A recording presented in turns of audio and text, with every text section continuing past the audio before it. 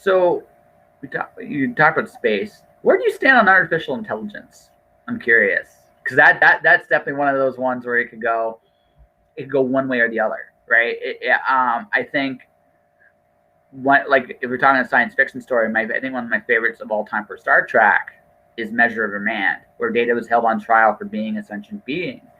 And what I really liked about that was the whole concept that we're creating like this possibility of a race of like him being alive and becoming a race, and how we treat that race as an inflection upon us.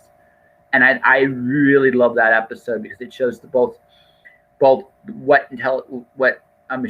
we look at machines traditionally. When Riker examines Data, it's brutal, but after showing that in spite of all these things, he's alive, he has thoughts and hopes and fears, and he's aware of his existence, that it's finite. I thought that was like amazing stuff. But I didn't like it. What? I didn't like it. You didn't like it? No. Why didn't you like it? Well, we talked about it the last time about the finite thing. Yeah, no, I'm not talking about immortality. I'm talking about the fact that Data was aware that he was alive, right? Immortality. We won't go there again. That we again, you're gonna live forever, and that's cool. I wish you luck. What I'm talking about though is we have artificial intelligence today. Now it's not sophisticated yet, but you've seen it in various Facebook tried a little something with artificial intelligence, and they shut that down like immediately. Then stock market uses artificial intelligence. We've seen computer controlled landings of planes. We've seen all kinds of things in the last 10, 20 years where it's like these machines can do a lot of incredible things, and they're faster. They think faster than we do in a lot of ways. So, like, where do you stand on it? Where do you think that's going to go? Well, I'll start by saying that I'm not an expert in the field. Yeah. I mean, I come from IT. My job is in IT, and I'm not artificial intelligence, but information technologies. But I'm not specialized in artificial intelligence. No. Okay. So, and also I want to say that there are some very cautionary stories that we've seen, like the Terminator or the Matrix, where machine becomes smarter than us, and then they try to take over the world. And of course, the human spirit win. I don't think if somebody is 1,000 or 1 trillion times more smarter than us, we can't win.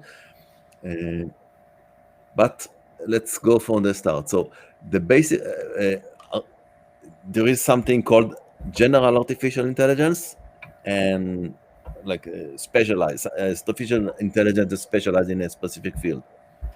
So currently what we see is a progress not in general artificial intelligence, but in dedicated system. We had in 1997 the first time the best computer was able to win a chess game against the best chess player, Kasparov. Then we had 2003, we were able to decipher the human genome. This is a project that took 15 years, and it cost a few $1 billion. Today, you can map the human genome for a few $100 or maybe a few $1,000, and it won't take you 15 years. It will take you a day, I don't know, a few hours. And there are companies that do a partial mapping. And so the field is improving very, very fast, exponentially.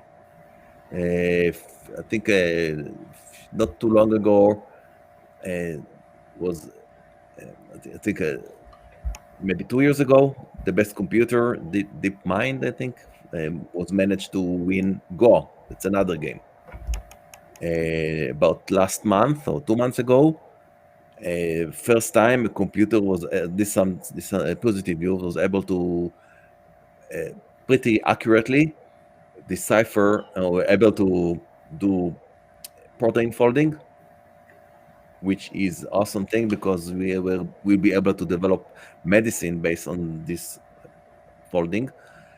So in the past, this is something that could cost $100,000 or so for one protein, and there are hundreds of thousands of different proteins in the world. Now it can get down to a few dollars. So using artificial intelligence, there is concept called deep mind and deep learning that machine can actually do things better than us. Uh, so this field is progressing very fast. And now the big thing that everybody's talking about is self-driving cars. We may, if we spoke earlier about Elon Musk, he has another company, not just SpaceX. He has a company called Tesla. He believe will have a full self-drive by the end of this year. So Mm-hmm. maybe he's wrong. Maybe it will be next year. Right now, the biggest problem is to identify signs like traffic lights and signs and know how to decipher them. That they already know how to avoid other cars and how not to eat pedestrians, but cars will be able to drive by themselves, and this is not the far future. It's going to happen soon. Oh yeah, no, they've done some actual even they've had some field tests that have gone wrong. Like Uber tried a few things that did not go well, but the fact that they've been doing self-driving cars, they've been tampering by playing with this seriously for the last 5 years, and because I mean, on the flip side, I mean, the other thing too is it's going to change everything.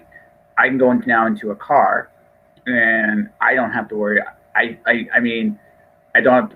There's no such thing as a responsible driver anymore. The machine will take. It'll be almost like the old day. Like this is like old days when you got drunk, the horse would take you home. Well, you couldn't do that with a car, right? But now you get drunk. Now the car's gonna be like the horse. It can take you. It can take you home now if that's what it wants to do. But it can also. I mean, it's going to change everything. Like right now, because of the pandemic, there's a lot more Uber drivers, skip the dishes, a lot of that stuff right now. But if you're a company with a delivery in 5 years, if you have, I mean, it'll be expensive at first. So let's say 10 years, you might not have a delivery driver anymore. There might not be a delivery service as we know it. Taxi And driver. also, I think the number one job right now in the states for males, it's truck drivers or drivers in general. These jobs are going away. Oh yeah, they're gonna go like all of them. I think like the only other thing I'm not sure about with that is the other part is you notice you're in Calgary where the weather is very freakishly cold and technology can wreak havoc in certain mountainous areas. There might still be some driving for that, maybe, right? But no, I mean you can see it like the writing's on the wall. The era of the driver is coming to an end, and it'll be cool to still know how to drive. But for the I mean, you could literally see it in thought. Like once that's perfected, cars may not even come with a steering wheel or brake pedals. They might be completely